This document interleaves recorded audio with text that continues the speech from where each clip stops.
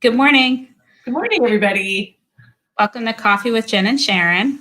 I have my holiday mug today. Oh, that's cute. Feeling festive. Yeah, isn't it cute? It has like a little bird on it too. I don't know if you can see the birdhouse, but I can with a little bow in it. My daughters have co-opted all the holiday mugs in the house because, they're just the festive things belong to them. So I have plain white. cold tea. So tea is cold. Yesterday I asked on Twitter a question because I was curious about this. I'm tired of this is not about silver linings for 2020 exactly, because I feel like that's just kind of dismissive of how sucky it's been and how much suffering there's been. Right. 2020 is a pile of garbage. Let's just be straight up honest about that. But on a micro level, what are the things that we want to keep doing after this? Like, do you have any new things that you're doing this year that you kind of want to keep doing later? And I had a few things in mind, and then other people had just the loveliest answers. And it made me realize, oh, that for me too. And that one also. And it was actually surprisingly a little boost. So I thought that would be fun to talk about. And maybe those who are watching can add it. Little positive feedback loop for a change. Like we all agree that.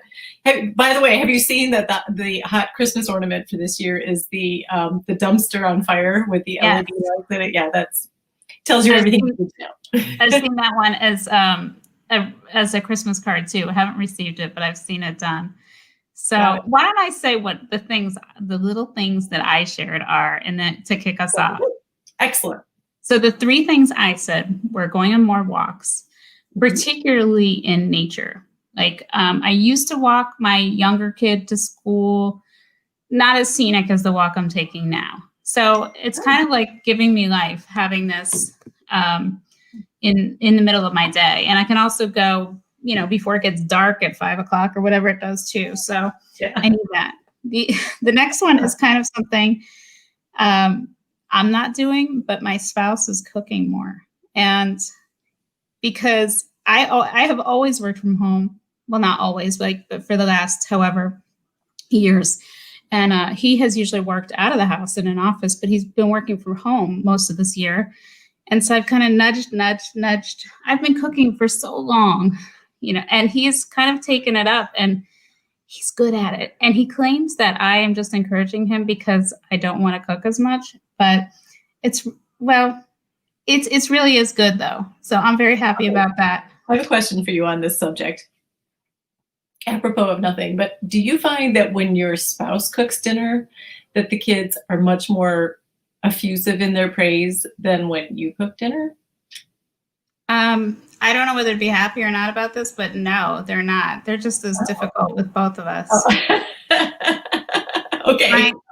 I was curious. There was no reason I'm asking at all. I was just on Monday, my husband made this chicken thigh recipe, and it involved this whole sauce, and he got guava paste for it, and he cooked it on the stove, the sauce, and he was holding the spoon over to my teenager. Won't you taste the sauce? He was only eating the chicken. Won't you taste the sauce? I worked so hard on it. So the child did not comply, but I felt kind of vindicated because that's sometimes how I feel. Like, why do I even bother with all this effort when people are just not going to eat it anyway? I would like to sign up for Chef Holbrook's meal plan. So put me on the list. I'd be happy to receive. And I will be a very appreciative audience. We can Zoom chat about it afterward, and I'll tell them how delightful it is. An appreciative audience makes all that. Anytime someone cooks me a meal, it's delicious because I didn't cook it. Absolutely. That is the most important ingredient in a delicious meal, is that I didn't cook it. Right. And so my last thing on your list. My last little one is so silly. I finally learned to deposit checks from my phone. I always I'm laughing about this because this is yes, same here. Did you learn this year? Because this is some kind of black magic. Like, if I still have the check after I've deposited it, how can it be deposited when I'm holding the check? And how do you really know about it? Right. And it turned out it was obviously helpful. It's a thing. It works. Not that hard. Yeah. And yeah, so what do you have on your list? That was on your list as well? Yeah, well, actually, I mean, I can relate to all of those mostly. And well, I'm laughing about the check depositing because my spouse still does that on his phone because he has the app. And I'm really just too lazy to download it and get one more password protected thing on my phone that I have to use. But here's the weird thing about that whole check thing is that you do keep it afterward for a little while. And we had to come up with a system to figure out if we'd already deposited it because it just lays around. So we put like a little check mark on the back. But then how long do you keep it? And then what do you do with it when you're done? Is it okay to rip it up into little tiny pieces and stuff it in your kitchen garbage underneath the eggshells or the banana peels? Or do you have to shred it? Do you burn it? I mean, I have so many questions. Somebody who knows these things, please tell me in the comments. I have to plug in my computer. Hold on. The most 2020 thing ever. This is real life. This is real life. Here I come with the cord. I didn't have to go far. We're watching Sharon plug in her computer. By the way, Sharon, your new computer sounds great. Oh, yeah. The whole setup. My old computer didn't work. My camera broke in August, and I bought the computer in June. And I've been fighting with the company, who I won't badmouth here, ever since. But they finally replaced my computer. So here I am. Ta-da! Hooray! I have a very short list. What's that? What else do you have on your list of things you wouldn't mind keeping doing? Oh, wait. Christina says, I keep it until I can see it deposited into my account and then I shred it. That is so sensible, Christina. Thank you. That's so organized. I instead have a pile on my desk. Yeah, I need to do that. Okay, so my list is so small it fits on a Post-it note. Okay. But these are good things. So we gave up our gym membership, which I feel bad about because we liked supporting our local gym, but we're just not ready to go back to work out in person. And I thought, well, I'm walking, so that's good. It's not really the same as a workout. So what I finally decided, thanks to a friend who invited me to a Zoom yoga class, and I really like this yoga teacher. She's wonderful. So even when I can go back to working out in person, I think I'll probably continue to do this yoga class. And something about having the class and putting it on your calendar and scheduling it gives you some accountability. All those things we know we have to do, but if you don't do them, it just doesn't happen. And maybe at some point I can go and actually do the yoga class in person with this instructor. She does live locally, but something about not having to go out of my house to go do it reduced one more barrier that might in the future, if she's willing to continue to do it by Zoom, I just might do it that way. So who would have thought that would be something that I would say yes to. And speaking of Zoom, we all have Zoom fatigue, yeah, blah, blah, blah. But I think I'm going to keep it handy for some things. One of the things I love about it is for family get-togethers, because my family is so far flung, and I like being able to see everybody. It's different. It's so different from doing like a group email, or it's better. And I think I like it better than FaceTime. I get together with my sisters pretty regularly, and we have tea together, and it's nice to see what we're doing with, for tea, and then to chat about things. And it's just, I think there are some things about it I actually really like, and I'm going to keep it in my life. I won't break up with you, Zoom. You're here to stay. And the last thing on my list is, this was the first year in my children's history that we bought a live Christmas tree. We've always had, growing up, we always had live ones, and I loved the whole process of going to get it, putting it up. I like how it makes your living room smell. It is a pain. They lose the needles. They become a fire hazard at some point. And we have cats that one year they knocked over our Christmas tree, and we came home to find every ornament we owned smashed on the floor. So there are reasons not to have one. And we got kind of in the habit of just using our artificial tree. But this year, like so many other people, we went out and got a live tree, and the experience of it was fun. We enjoyed it. And we even sort of, in an odd way, enjoyed haggling over how to put the lights on it, because our artificial tree is pre-lit. So that bypasses that whole top first, bottom first argument. I lost that argument, by the way. Put it in the comments. Tell me, do you want to start at the top or the bottom when you put lights Why on? does it start at the bottom? It's supposed to start at the top so you can plug it in. Sharon, I like to start at the bottom. Why? How do you plug it in? You plug it in right away then. Like the first one you plug in at the bottom and then you just keep going up and you keep attaching. Oh, so you do it backwards. Yeah. Oh. I lost that argument. And I have to say the tree looks great, so I can't complain. So those are my 3 things. But I know that you had some people who chimed in on your. I did. And I want to hear what other people had to say. Okay. Sweatpants, wearing sweatpants all the time. Amen. I have to agree with that. Although I am one of the few people I feel like who still wears my jeans because I don't know, I feel kind of like sometimes I feel like if I get up in the morning and I'm not wearing real clothes, that I'm still sort of like sluggish. And I don't need any more encouragement to be sluggish. Jeans, I'm already sluggish. The jeans signal my brain that the workday is starting. That's how that goes. So, and the reverse is true too. Like Mr. Rogers, when he comes home and he takes off his cardigan or his whatever sweater jacket, he puts on the comfy cardigan. In the evening, when I'm done working and I can put the comfy pants back on, it signals my brain again, done working. So yeah, that's true.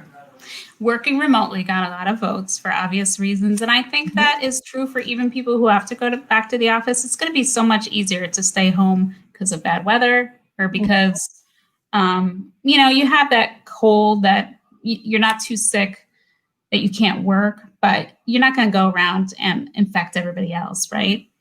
I hope that is something people take to heart because, I mean, so far I'm knocking on every piece of wood in my house, but usually by this time of the year, I'd have a horrible cold and I'd have it always turns into a sinus infection. I haven't had it because all the same things we're doing to keep ourselves from getting COVID also help to prevent us from getting just regular colds. And I'm so much happier. I realized usually this time of year, I'm really dragging. And I realized a lot of it is because I've stayed healthier. So I hope people will take that to heart and say, now I know I can work from home and be efficient at home. Maybe it's polite to other people. I'm not being a slacker by working from home. I hope we can take that into our work ethic as a country and say it's not being a slacker to work from home. You can get as much done, if not more. For sure. And on that health note, a few people said masks would stay. They said when I'm traveling or, during flu season, if I'm going somewhere crowded or if I'm sick, doctor's office, whatever. And I think that we might still see that. I think, it used to be really strange to get on an airplane or anywhere and see someone wearing a mask and be like, what is going on? Why are they wearing masks? But I think that's going to become more normal. And I think, it'll probably sit in the drawer a lot more. And for years, I'll probably be finding them in random coat pockets and under the car seats and things like that when we're not really wearing them as much. But I think a lot of us might still wear them sometimes. Yeah, I think so too. I actually thought about that the other day too. And I thought the fact that we've gone so far from, it used to be a sign if somebody was really ill or if you saw somebody wearing a mask, you thought maybe they're immunocompromised and they're chemo or something dreadful. And now we've made them into a fashion accessory, for lack of a better word, and sort of normalized wearing them. Right. Not everywhere. We understand there are places where it's not the norm, but I do think that I wouldn't be taken aback to see people wearing them even after we're hopefully out of the woods with the pandemic. I think that perhaps that will be something that stays in our toolkit of things that you might think about. And I think that's good. It's a sign, an outward sign of caring for other people. Like, I don't feel well and I don't want to get you sick, as well as I'm keeping myself healthy. Well, I'll just list some rapid fire here, just so that we get some inspiration for our gratitude and going forward. Delivery services, playing outside, getting kids playing outside more, cooking more, baking more, leaning into her houseplant hobby. We've done a bit of that here. Library pickup, curbside pickup is one that a lot of us have done. Reading more. Some people haven't been able to concentrate, but there has been more time to read if you can focus on it. Yeah, that one has cut both ways for a lot of people, but yes. Yeah, for sure. Having a spouse at home more, or being home more, like not traveling, just more togetherness, which also can cut both ways, right? I cannot believe only one person mentioned a pandemic pet, but you know how everyone's been adopting the animals, but I hope they're going to keep their pandemic pets after 2020. Yeah. And a couple other things, like finally connecting with the neighbors through group text. Because nice. I like that. Yeah. One. Yeah. That's something that we do in my neighborhood, and it is kind of helpful because it's obviously a distance way to connect, and to just, send kids out or literally borrow something for the cooking, or, Yeah. But just a few nights ago, 10:30 at night, I texted our next door neighbors because I could see their light was still on, and I said, any chance I could get an egg from you? I'm making overnight French toast and I'm one egg short. And they're like, of course, come over, so like went to the door, got the egg. We chatted a little bit at the door with our masks on, and it was lovely. I mean, that for some reason I would never have thought that was okay to do prior to this, but now it's like, oh, there are no rules. It's fine. Like it's like a slumber party. Yeah. A slumber party. Everybody's up. Just as a kick, for the heck of it, I quickly tried to ask my kids. Of course, I forgot to do this until right before the call. And, 2 of the 3 were in school. And the other one said, I'm in a breakout room, but I can talk. And I said, what? I explained what the concept was. And the answer, and I quote, was, I hate 2020 a lot.